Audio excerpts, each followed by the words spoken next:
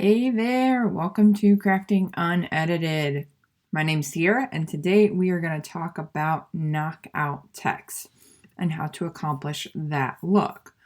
So what a knockout text is it's where you take a full fonted, I guess that's what you would call it, image or text, like so, and you put some words in between it. So you may have seen it with the words mom or dad with the kids' names or the siblings' names in between here, like along the inside of the mom or dad text. It's used a lot for welcome home signs and stuff like that as well. It's a really neat feature and a really cool way to add a lot of elegance, but a lot of fun and personalization to a simple word. There are a few different ways of doing this. I'm going to show you the most, probably the more difficult way, but I think it's the prettiest way. So now let's go ahead and dive in. But first, why don't we touch base on subscribing? So I think that you should go ahead and subscribe because I have a lot of tutorials on hand for you, short, simple ones for Design Space and other things. That will really help guide you in your crafting journey, especially in the Cricut world. I have been doing this for quite a while, and I find easy ways of doing things to kind of break it down so that it's easier to understand for individuals. All right, so like I said, go ahead and subscribe, and let's dive into this knockout text thing. Now, bear with me. Doesn't always work the way that I want it to, so we are going to go ahead and give this a shot. So I have the word craft here, and I'm going to put some words inside of it. So what I'm going to do, first you want to select a word that you want to play with. That's what we'll call it. We'll play with the words. And a font that you want to have your base word in. I have selected this because it's still very bold, but it has a lot of fun to it. You can go very, very simple with this. And actually, that is what we are going to do so that I can show you the simplicity of, or how you can take a super simple word. There we go. Looks pretty basic, right? And turn it into something really cool. So the next thing you're going to do is go ahead and select another set of words. Fun. I'm drawing a blank. Imaginative.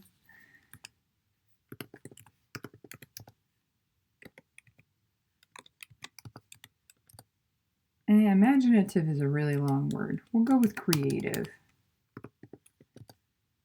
And expressive. All really long words except for fun.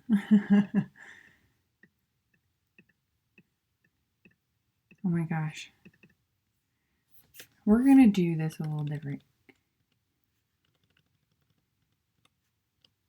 Create, imagine, create, express. Here we go. And then we're going to move him, if it will let me. I'm going to make this just a little bit smaller. And make this just a wee bit bigger. This will end up making bigger. I really wish this sidebar you could like hide it, while you're working. Here we go. So now you have your two words. I want this to look a little bit different, so I'm going to turn it into like a scripted font. Right here. I love Babette. This is one of my favorite fonts. It's one of my go-to fonts in all reality. And because I don't like how it looks, I'm going to go ahead and ungroup it to letters. I did that by selecting the whole thing and then going up here to advanced. Once you hit advanced, there's a drop down and it says ungroup to letters, lines, or layers. Here there's only a letters option because there are no lines and there are no layers. So you just go ahead and select that. And what that does is it gives you the ability to go ahead and maneuver each letter in a way that you want. Just like so.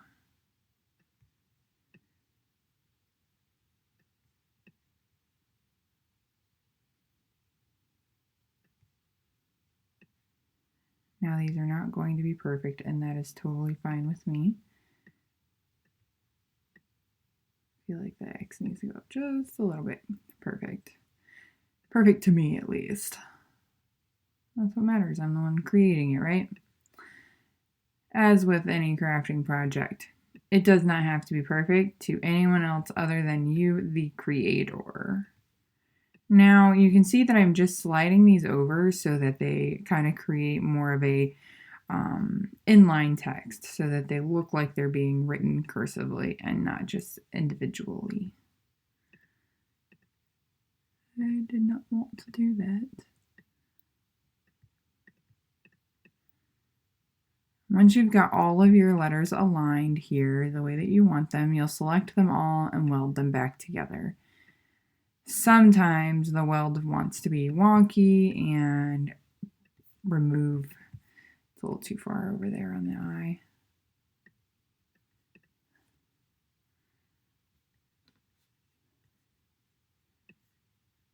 Okay, weld. See how it does that? I don't understand it. But for the sake of the time on the video, we're going to leave it. I honestly don't have an answer for that. Once I do, I did it on the E2. I will most definitely show you guys how to fix it. I don't know why it does it. See, and then express is just fine. It doesn't make any sense to me whatsoever. And then if you go to contour and try to get rid of it, it's not even there, so you can't. It doesn't make any sense. Oh well.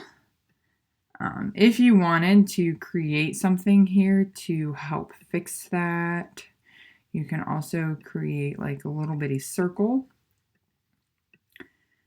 I'm gonna zoom in here. See, I've sized the circle just a little bit.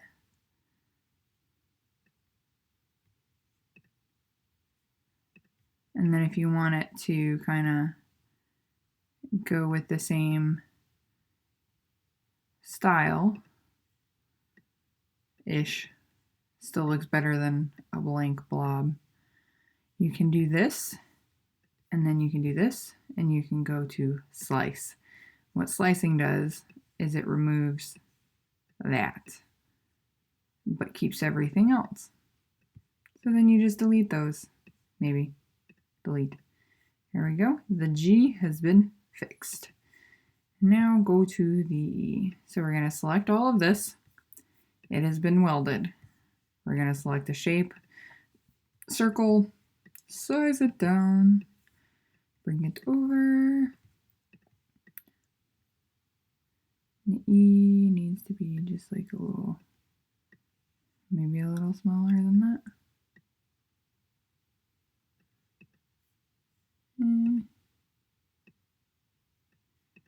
It doesn't match the other E, but guess what? It's all good. You know why it's all good? Because we're being creative here. Works for me. There we go. And that's all that matters. And they have all been welded. We can unzoom. And voila. There we go. All right, so now that we have these this way, I want to align them to be distributed evenly. And then I want to put some hearts in between each. And we're going to do one because then I'm going to duplicate it. So in between each word here, duplicate. And now that I have this, it looks cute like this, right? But no, we don't want that. We want to attach these.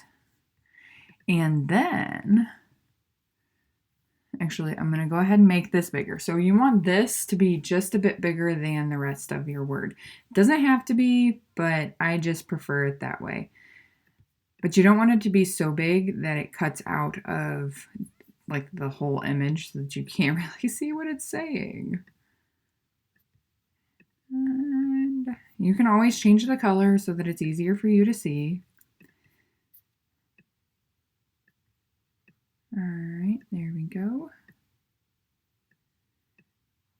Looking pretty good to me. So once you've got it aligned to where you want it, you can do it centered where you align it in the center of the main word. I don't like to do that. It looks good for most words, but when you have it like this, the R and the A, if you put this in the center, you kind of miss out on it. But the other option that you can do is go ahead and make this all caps. Like so. And then you got to make your other words bigger. Alrighty. Think we've got this where we want it. Kinda, maybe. Yeah. So what we're going to do now is we're going to go ahead and select it all, everything. And then you are going to, oh, why won't it let me slice? It's going to be a but and not let me slice. Typically it won't let you slice if it's 2 or more. Oh, that's because these are attached. We'll just go ahead and weld it, whatever. Now that we've got that welded, it should, yep. So the way that slice tool works, you can only select 2 things at a time. So not 2 things that are attached or grouped. It has to be welded, just like this. This quote right here was just attached because I didn't have the hearts welded yet. So I had to go back, weld the hearts to the words, and then it let me. So totally fine, no big deal. You just make sure that you only have 2 items selected. So you'll select the 2 items once you have it placed where you want it. And I'm going to go ahead and align it or center it horizontally. There we go. Select them both, and then down here in the bottom corner you'll see slice. You'll go ahead and slice that away, and then you'll remove. Oh, so let me backtrack here. Reverse, reverse, reverse, reverse, and one more reverse. Yes, okay. So first you want to select it all and duplicate it. Then bring this one down here. You don't need that just yet. Duplicate first, always. You want that. Now you're going to select the 2 at the top and slice. You'll see why in a minute. So all of this extra stuff that has been sliced away, you're going to delete it. Sometimes that just gets put in the front, so you just go ahead and delete all that. There we go, and bring it back up. And now we have a beautiful, if I can align it right, image. Now you can stop here and just leave it as is where you've got your font inside of your font. Or you can keep going and make it kind of have a little bit more of a pop or an outline. The way that we do that, I'm going to bring this back up here, is so you have it as is. We're going to go ahead and duplicate just this part, right? So I'm going to go ahead and make a couple of these to save me a few steps later. We're going to go ahead and zoom out again, just because I feel like we're not, because you're going to have to zoom in on this part. Zoom out, zoom in, who knows? All right, so what we're going to do is we're going to take this, one of these, and first I'm going to arrange it so that it's in the back. That way I can easily grab this one. So if you want it to stand out just a little more, you're going to go ahead and add a few of these to kind of fill out everywhere. So you're going to go to the side and to the side. So to the left, to the right, to the top, to the bottom.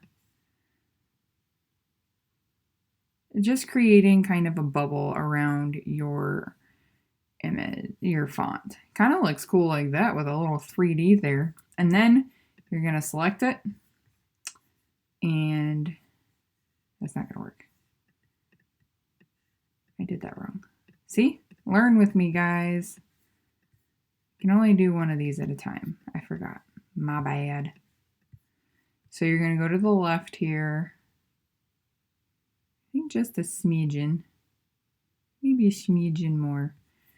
All right, and then we are going to select, slice, slice and dice again. Select that, delete that, select that. Oh, no, select that, delete that. And then we do it again. This time.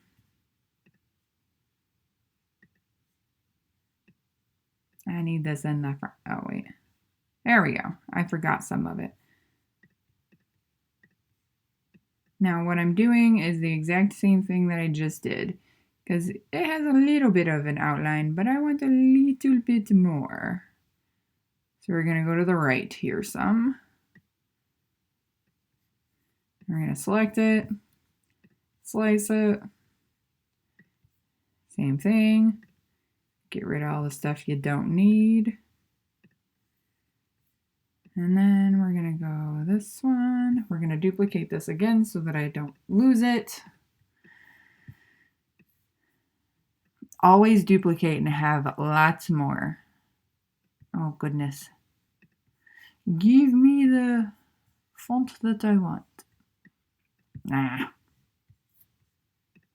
It's easier if you just send the main word to the back. We're going to go to the bottom and select it again and slice it again. Boom. I think that this is how I want it. So, yeah, it's got a little bit of a rough edge to it, but I'm okay with that. And we're just going to put our word back in there. Going to align it. No, we're not, because I did not align it to begin with. So, I said send to the back. There we go. So now, when you make it, it's going to pop out quite a bit more. There we go. Compared to